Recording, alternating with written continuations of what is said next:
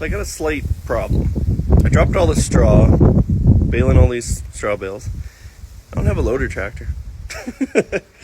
So I guess I'm going to make bale spears for the forklift. So here are the old short forks off of it. They're really good and heavy, but they're short, so it's kind of... But my plan, if I cut this bar in half, it would be 28 inches.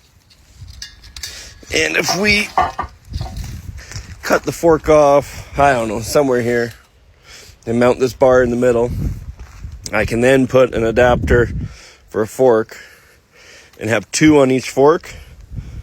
So then you can only put one on if you need, or put two if you're moving squares or picking two bales. So I think that's the plan. It might take a bit. So my torch isn't big enough to cut this, but the gouger is. Well, that took under 10 minutes, so that ain't too bad. I'll have to measure my rack on the forklift, but to be able to pick two bales, I might have to just offset them. Which won't really matter. They're just straw bales, only like 900 pounds, 1,000 pounds. Yeah, I picked up the adapters. I'm not no expert with a torch by any means, so I'm sure these aren't going to be like exactly 90 degrees in every axis, but it really doesn't matter. It's going to stick the bale. It's going to be close. Yeah, that one's pointed out a tiny bit, but I don't think it's going to be enough to matter. And with these beveled ones, I've had problems in the past with them splitting on the thin side, so I'm going to set them fairly in there so the thinner part's more supported. Yeah, we can have them offset like that. That way I can grab two bales at once if I move them all the way out, or I can put them right together and pick square bales. Just gives me more options. I don't pretend to be no real welder, but I know that they're hard. And if it's hard, preheat it. How much? I don't know.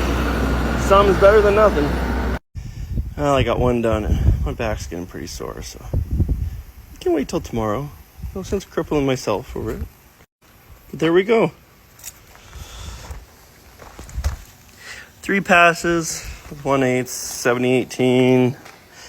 And on each edge, on the bottom side, I just did one pass. I wasn't even going to do it. And I thought, the hell with it. Do one. So yeah, we get 2 of those on the forklift. You'll probably be loading 3 bales on the stacked in a triangle onto the trailer at once. Well, this out here with the forklift with its new bale spears. Just gonna group some bales together so it's quicker when we need to actually pick them. Nothing else to do while we wait for wheat to dry. But it turned out pretty good. Like, it doesn't shine in a field situation, but like in the bale yard, this would be a pretty quick unit.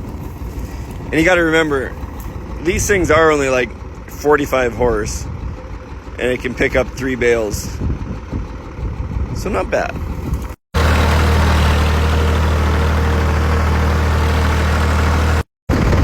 And I'm not saying this machine's amazing, but I think what's saving it is it's a shuttle shift. So if I was clutching and changing gears, this would kind of suck, but not too bad with no gears.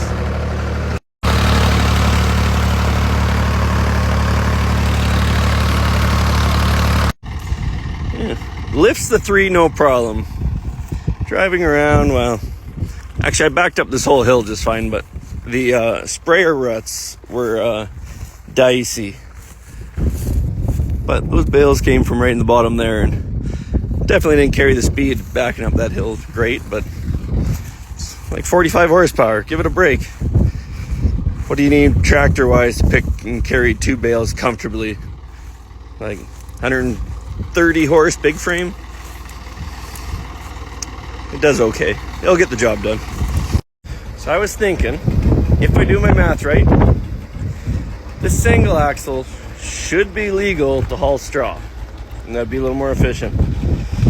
But the funny thing about my math is I don't actually know the weight of the truck. I don't actually know the weight of the trailer. I don't actually know how much those bales weigh.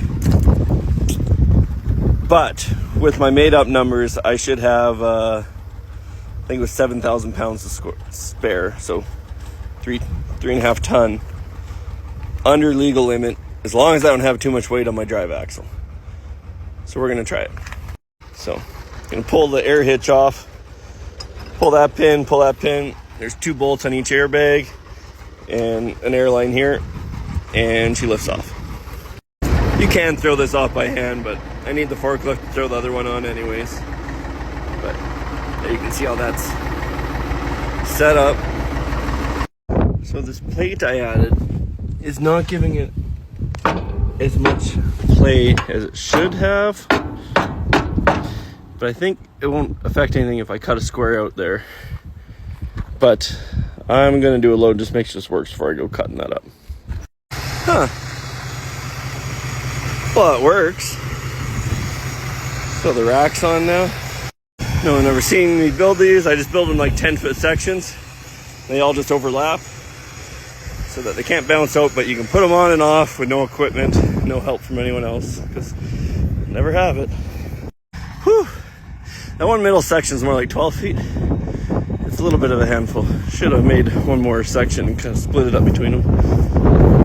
Probably not necessary, but I throw a bolt in a couple of them so they can never work their way out. Just weighed her at 13,480 kg, which is, when I did my math, I used 12 alone for the truck. So as long as we're not over in the drives, I think we're gonna have lots of room. It picks through no problem, but it's a little clumsy. It doesn't want to steer great. I think we'll just stay to 2. Well, it looks pretty normal from the front. No big deal. Well, we'll wait and we'll find out. That's why you do trial runs. I thought I had enough straps. I need to buy, well, 3 more 40-footers. I'm kind of cheating on that one. Okay, I ended up weighing that yesterday, so that's our weights empty. So we're allowed 6,000 on the front. We're good. And the one I'm worried about, we're allowed 9,100 on the drive. We made it, and 17 on the trailer. That unit is legal to go down the road. Guess those bales weigh, $950 a bale. A little lighter, not crazy. Buddy's doing his a lot bigger, and they're $1,050, so works for me.